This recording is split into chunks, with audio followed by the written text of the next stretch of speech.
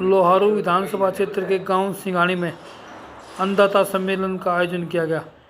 इस समारोह में मुख्यमंत्री मनोहर लाल, भाजपा के हरियाणा प्रभारी विप्लव देव, प्रदेश अध्यक्ष नायब सिंह सैनी, सांसद धर्मवीर, डॉक्टर वीपी वत्स सहित अनेक लोगों ने चौधरी चरण सिंह को श्रद्धांजलि अर्पित की। वक्ताओं ने चौधरी चरण सिंह को किसानों का मसीहा बताया। खास बात यह रही कि इस कार्यक्रम में विधायक राम कुमार गौतम भी शामिल हुए। आदरणीय सुभाष बराड़ा जी, जनरल डीपी वत्स जी, आदरणीय जी सोमवीर जी, दादा रामकुमार गौतम जी और यहाँ उपस्थित इस जन सैलाब जो गांव-गांव से आए हुए हम चौधरी चरण सिंह जी का जन्मदिन मना रहे हैं और इसको अन्नदाता दिवस के रूप में। और हरियाणा प्रदेश के अंदर आदरणीय मनोहर लाल जी आपके बीच में है, जिन्होंने उनकी आवाज उठाने का काम हमारे कृषि मंत्री जेपी दलाल जी ने करने का काम किया है, जिससे आज टेलों पर पानी जा रहा है। किसानों की जो फसलें हैं वो हरियाणा प्रदेश हो, चाहे फलों की बात हो और चाहे और जो दूसरी मूंग है, ग्वार है, इन फसलों की बात हो, उन पे भी आज भावांतर भरपाई देने का काम हरियाणा सरकार करने का काम कर रही है। और आज का ये जो लाखों की संख्या के अंदर जन सैलाब आया है, आप लोगों ने इस पे मोहर लगाने का काम किया है। इसलिए आदरणीय मनोहर लाल जी ने न केवल किसानों के लिए बल्कि हर वर्ग के लिए आज जो है कार्य करने से चिरायु कार्ड के तहत अनेक लोगों को फ्री में इलाज किए जा रहे हैं। अंत्योदय तक जो गरीब व्यक्ति है उन तक आज सरकारी सेवाओं का लाभ पहुंच रहा है। आज चाहे एससी हो, चाहे बैकवर्ड क्लास के साथी हो, उनको भी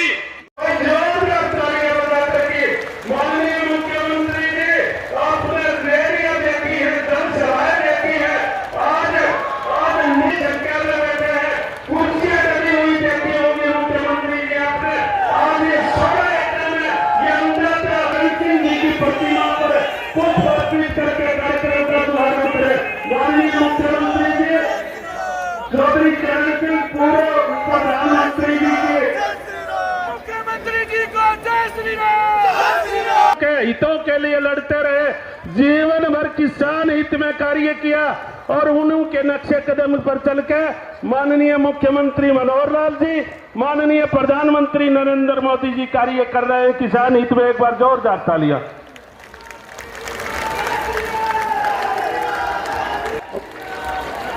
माननीय आज 112 करोड़ रुपए की रेल परियोजनाओं का उद्घाटन की बात है, पुराने जिले के हरियाणा के मान सम्मान की बात है। और जो मेरा कार्यकर्ता है बीच में खड़ा है मुख्यमंत्री जी, भाई जोरदार तालियां लगाया था। मेरा फ्रेंड नहीं, मेरा नहीं। और जो गरीब किसान है, उस गरीब किसान के नाते हम हर किसी का सहयोग करते हैं। किसान का बेटा ये कैसे उद्योग में चला जाए, कैसे ये हमारे छोटे छोटे काम है उनको आगे बढ़ाते हुए किस प्रकार से टमाटर का और जो रेसिपी है वो बनाना है सीख ले, किस प्रकार से अचार बनाना है सीख ले, ताकि मार्केट में जाकर के बेचना शुरू करें। छोटा किसान केवल खेती पर नहीं जीवन निर्भर रह सकता, वो अपनी और कमाई को करना शुरू करेगा तो निश्चित रूप से आगे बढ़ेगा। तो हम लोग मिलकर के और उन लोगों को भी जवाब देना है जो किसानों के नाम से राजनीति करते हैं। अंत में मैं इतनी बात आपको कहकर अपनी बात को समाप्त करूंगा कि जेपी दलाल जी ने कुछ विषय अपने सामने रखे हैं कि इस इलाके में कुछ और डिमांड्स हैं या कुछ किसानों को मान सम्मान बढ़ाने के लिए कुछ बातें रखी हैं। मैं विश्वास दिलाता हूँ हम अधिकारियों से सबकी विजिबिलिटी लेंगे और विजिबिलिटी लेकर के जो जो चीजें संभव साफ चीजें करेंगे, कोई कमी नहीं छोड़ेंगे। आज भिवानी जिला और लोहारू विधानसभा हरियाणा के सब जिलों में सबसे ज्यादा हमने काम कराए हैं, सबसे ज्यादा मुख्यमंत्री घोषणाएं यहाँ हो रही हैं और उसमें लोहारू में प्रयोग कर है। और इसको आगे बढ़ाने के लिए जो डेढ़ आपको देंगे उस नाते से आपके काम कराएंगे, नहीं कोई कटवाई नहीं। इतनी बड़ी संख्या में रैली नहीं रैला आपने किया है, आपका बहुत बहुत आभार, बहुत बहुत धन्यवाद। सिंघाणी का चौधरी चरण सिंह जी किसानों का मसीहा, हर समय किसानों के लिए सोचते थे।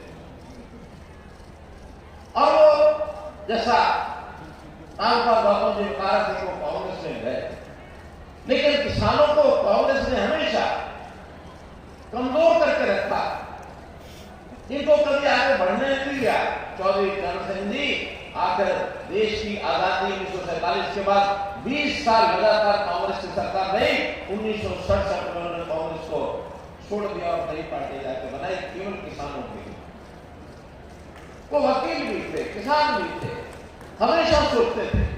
उन्होंने एक बार ये कहा 1971 में कि किसान सेंसस, एग्रीकल्चर सेंसस ये कराया जाए और जो उसमें छोटा किसान है, सीमांत किसान है, सारी योजना उस हिसाब से बननी चाहिए। उस समय आंकड़ा आया था कि हमारे जो छोटे किसान हैं पूरे सब किसानों का 51% ऐसे हैं जो 1 हेक्टेयर 1.5 हेक्टेयर यानी 3 साढ़े 3 एकड़ तक की उनकी जमीनें थी। आगे बाद में जमीनें बढ़ती चली गई और आज स्थिति है कि 51% से बढ़ करके छोटे किसान की संख्या 80% से पार हो गई है।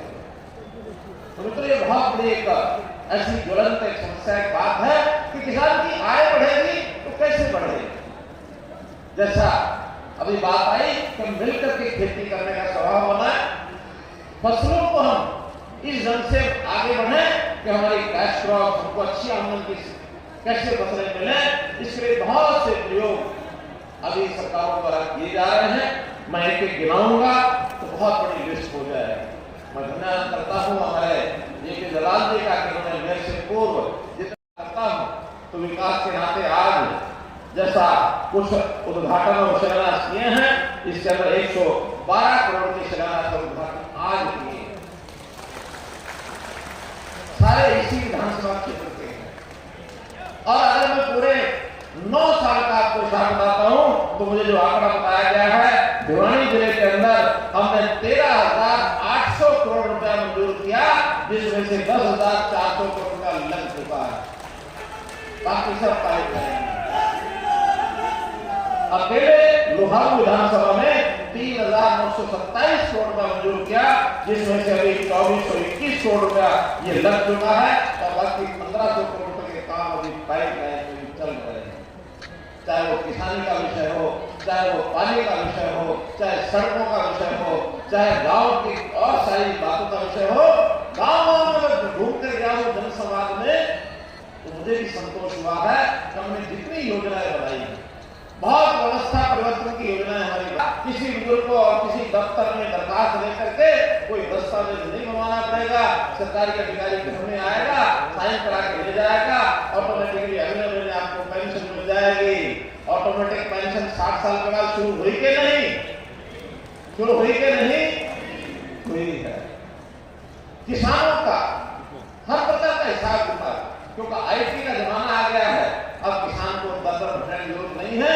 किसान ने क्या बोया है, केवल मेरी फसल मेरा बोरा फोटो पर जाके चढ़ा दे, चढ़ाने के बाद उसकी बिक्री की व्यवस्था सरकार करेगी और सरकार अगर कोई खरीद लेती है तो उसका पैसा सीधा उसके खाते में जाएगा। कोई समय था हम आड़त की दुकान पर बेच के आते थे, किसान को पूछते हैं अनाज बेचते सीधा पैसा। अब हमने नए सिस्टम में क्या खाद यानी हमारा जो यूरिया है, यूरिया का छिड़काव इस इलाके में कितना उपयोग होता होगा कितना नहीं, लेकिन जो नहरी इलाका है उसमें खूब उपयोग होता है। पहले पीठ के ऊपर लेकर के हम मशीन से चलाते रहते थे, फौरा डालते रहते थे। आज हमारे जेपी दलाल जी ने यत्न करके ये कहा कि ड्रोन उड़ाओ और ड्रोन से और हम जो नैनो यूरिया मां छिड़केंगे, ये छिड़कने का काम बहुत ज्यादा तो नहीं, लेकिन 15% ध्यान करने लग गए। 15% ध्यान। आप किसी को पीठ के ऊपर अपना डब्बा रख करके वो पंप नहीं मारते। 5-7 दिन में बड़ा हरियाणा का एक वातावरण अलग प्रकार का है, जिस के पीछे लगते लगी जाते हैं। अब पिछले 7 दिन से गीता जयंती के कार्यक्रम कुरुक्षेत्र में हुए, संत समाज सारा इकट्ठा हुआ, लोग भी 30 लाख से ज्यादा लोग आए, लगातार मैं वहां रहा और संयोग से कल मेरा जाना हरिद्वार हो गया तो मैं संतों के सानिध्य में कुछ 5-7 दिन लगे। आज मैं जब यहाँ आया हूँ तो मुझे ऐसा ही लग रहा है जैसे सारे संत हैं। ये किसान भी संत से कम नहीं है।